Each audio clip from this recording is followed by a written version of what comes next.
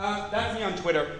And I'm going to talk to you about, we all use this term ecosystems a lot in technology, and I actually have a background in addition to being with the Beastie Boys, so I can drop science, right? I have a master's in forestry and a PhD in ecology. So when we were talking about things that might be interesting, meta, right? This is meta. This whole talk is meta, but comes back to technology.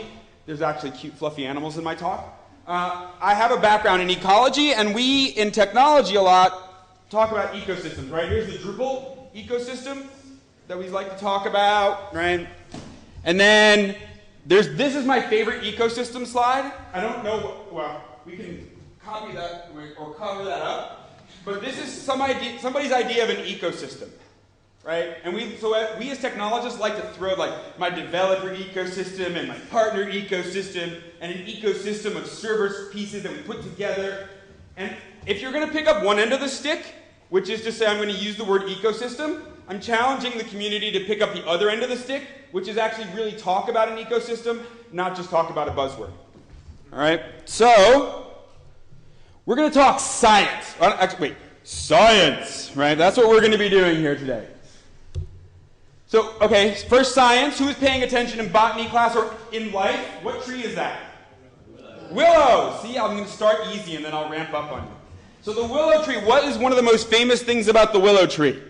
Besides all the Shakespeare and all the other stuff and Pocahontas movie? Aspirin, right? It's salicylic acid. You chew on a willow branch and it makes your headache and your fever go away. Felix Hoffmann. Why is he famous? Because he did science and a simple model, right? So he simplified the world. Is this really what an atom looks like from what we know right now? Yeah.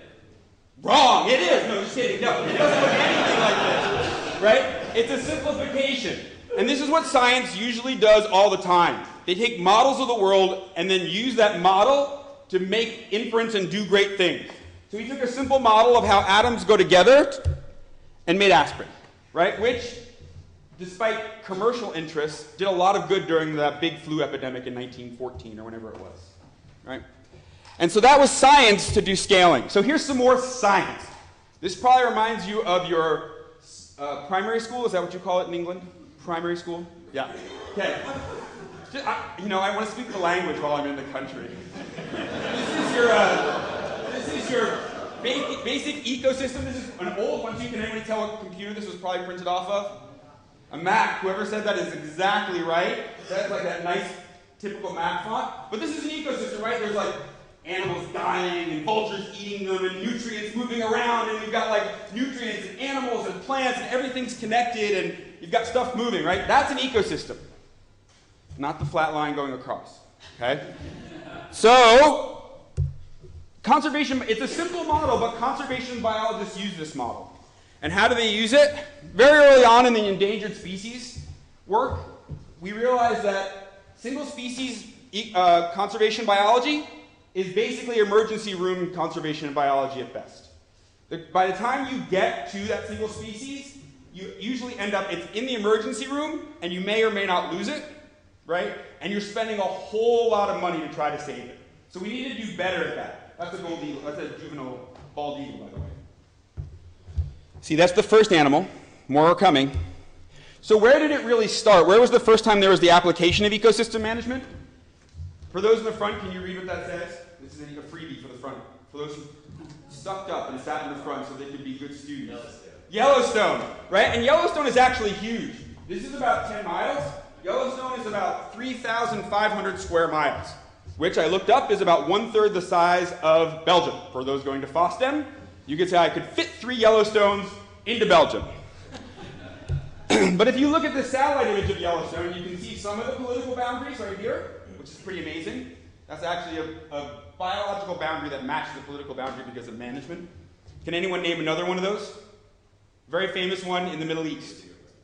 The border on the side between Israel and Egypt on the Sinai. They put a big fence up. Anyway, it's a long discussion, and I only got 20 minutes this time. Can't talk about it. But the point is, and plus it's a political minefield, right? So let's move on. The point is, though, that Yellowstone is situated within a larger ecosystem That Yellowstone National Park, everything in green around it is actually part of the greater Yellowstone ecosystem. So it's a large, huge area.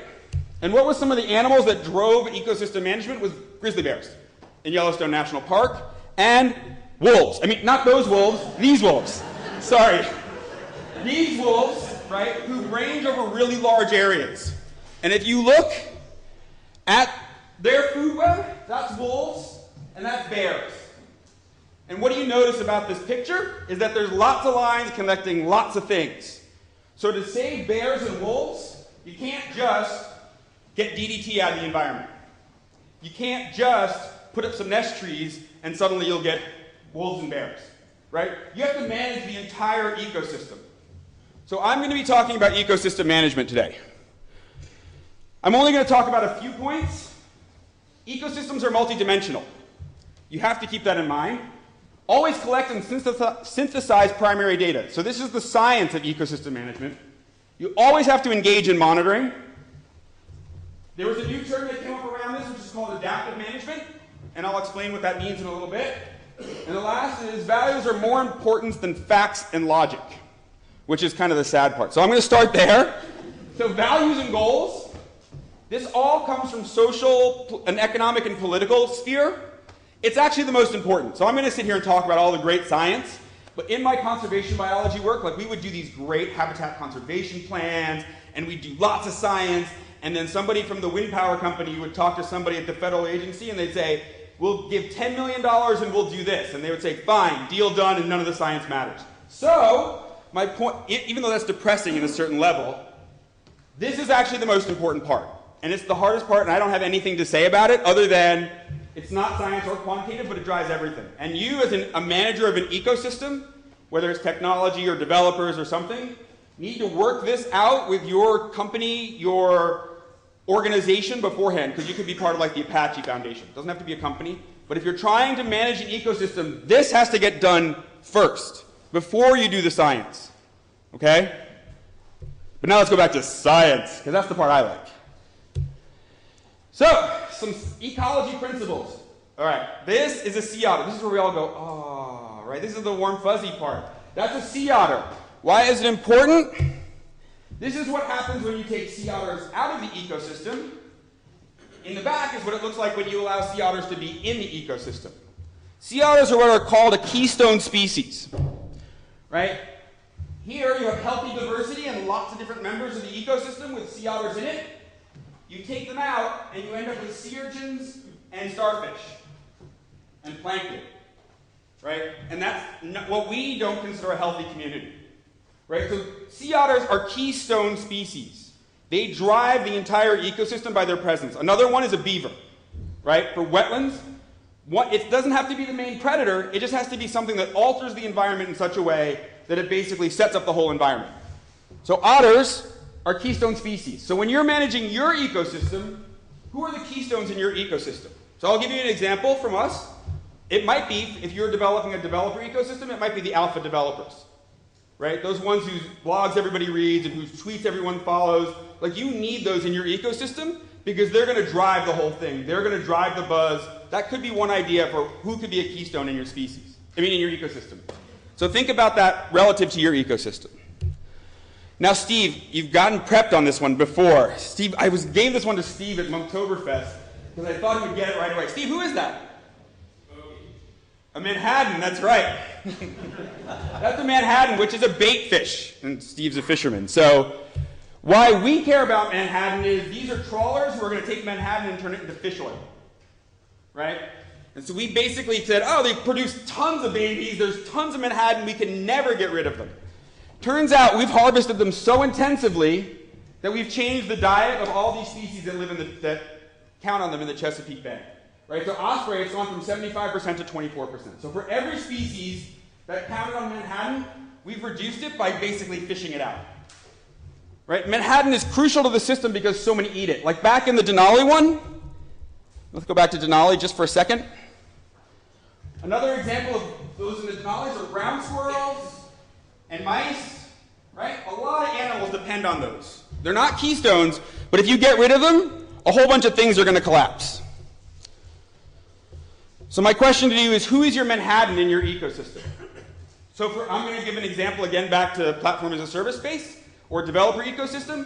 It's the day in and day out developers, right? You have to get all the developers who aren't on the cutting edge, but you need lots of them into your funnel to keep your developer ecosystem going. Because if you don't get them in there, the whole ecosystem collapses. There's nothing to drive the ecosystem as a whole. Okay, so think of who are the Manhattan in your ecosystem. All right, so here we're going to go do some adaptive management. Experiments. Planned means you put some forethought into it, and natural experiments. Natural experiments came out of ecology, but it's also been used in political science and psychology now, right? The key in natural experiments is you need long-term monitoring before. So I'm going to give 2 examples from OpenShift here. So adaptive management, the idea with adaptive management is you're always doing experiments with your management activities. Like before, in terms of craft, what people would do is they would basically take dead deer and throw them out and see how the wolves or the bears did, and there was basically like, oh, we'll try this, now we'll try that, and then we'll do this, and then we'll do that, but there was no science to it. Adaptive management says, let's do a survey, but instead of the normal A/B, because we're an open source product, we said let's do one email that says take the survey. Am I out? No. Okay. Let's do one type of the survey that basically says, come take our survey, and we'll give you a gift card. And the other one was, as a member of our open source community, we really look to your contribution and all sorts of things like that. And from these 2 proportions of the answerings of we just looked at, were they more likely to respond? Right? Not their answers, just could we get a better response rate? And the answer is no. Right? For those of you who know statistics, when your confidence interval goes from negative to positive and goes through 0, that means you had absolutely no effect. Right? Which is sad for me, because I was kind of hoping that we would show something exciting, but no result is a result. Right? One other thing about statistical results, it's back here. I'm going to put the slides up on the slide share, read them later. For those who know statistics or care, there's a difference between type 2 and type 1 error. This is controlling for type 1 error, and type 1 error is saying there's a difference when there's not. Right? Type 2 error is saying there's no difference when there is. And those are actually 2 very important ways to think about error, and you have to decide which are better. Don't hold on to that thought, just remember it's on the slide, okay? Just let it go. So what actions, when you do, just let it go, let it wash over you. What actions can you turn into an experiment? Right? Stop just doing things like, oh, we'll try this. Let's try that now. Like when you do that, you have no sense of whether it actually worked. You're like, your numbers are better as compared to what? Right? There's no control. There's nothing around it. Okay, natural experiments. This is the Everglades. Everybody, well, maybe not in the back row, but everybody should be able to read that. Very large park in the United States again. And you cannot do experiments in the Everglades because of this guy, or this female actually, this lady. That is the Florida panther, and they are endangered. And they will not let you do experiments there because, oh, we accidentally killed one of the 10 panthers that was left. Right? That just generally doesn't go over well. So you're not allowed to do experiments around them. But sometimes nature creates an experiment for you. This is Hurricane Andrew ripping through the Everglades. Right? And so the example that we got with OpenShift for something like this, we've been doing monitoring, long-term monitoring. Oh, wait, did you say OpenShift? This is the pitch. Cut it. We're done. Are we really done? No, you're fine. Okay. I didn't think about the pitch part, because I'm not saying, here at OpenShift, this is the way we're envisioning our new product in the future. So, this paint bar is our sign-up numbers over time. Notice there's no scale. No scale. Legal likes that. Right? Each dot is a month, but I'll give you a little hint. That peak is about 3 million signups for that month. That's no way, guys. There's no way. Well, in our case, there is. All right. So then that's the trend for the whole United States. This blue line is Philadelphia. And what we had is we had some users who really liked OpenShift in Philadelphia, and they kept us coming back for events over a particular summer. So here you can see one of our sign-up events, and then we had 2 events right here. So the hypothesis I put with the long-term monitoring data we did was, would we get a snowball if we concentrated a lot of events in a particular geography? Right? Is it better to spend your money doing a bunch of events in one town, or should you spread it over? This yellow line is a city that's similar size to Philadelphia, and it's the number of signups for it as well. And what you can see is there is no long-term effect. Yet again, all my hypotheses come to naught. Now you can see why I did not go into academia.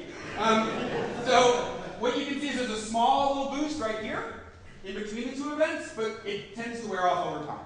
So there's no evidence from this one experiment that concentrating your efforts in a particular city will boost your numbers. Like there's no snowballing where suddenly, what I was hoping was we do 2 events and then we're on like wildfire and the hockey stick. And then we IPO. Oh, we already IPO like 10 years ago. All right. So what monitoring are you doing, right? I couldn't have done that if we weren't doing any monitoring. So think about what type of monitoring you're doing already in your ecosystem, and if you're not, what are you going to start doing? But remember, all of these questions are driven by your values and your goals from the beginning. It's not just monitoring for monitoring's sake. Okay, and so then what adaptations can you also make based on the knowledge gained? That's the adaptive management, right? Like we tried it and we changed it. So the take-homes from my talk, if there are any, are be more quantitative, right? Rather than just saying, I think this is a good idea, try to measure stuff. Do experiments, don't just do. Right? Like I would love to see Rafe and his group do experiments around some of the stuff they're trying. Like look at productivity in those 2 different ways. Take advantage of natural experiments. They happen to ecosystems all the time. And as long as you have monitoring in place, you can ask them really interesting questions. Manage your ecosystem for key indicators. Diversity is important. And take the analogy of ecosystems farther and learn from them. And that's it. Thanks, everyone.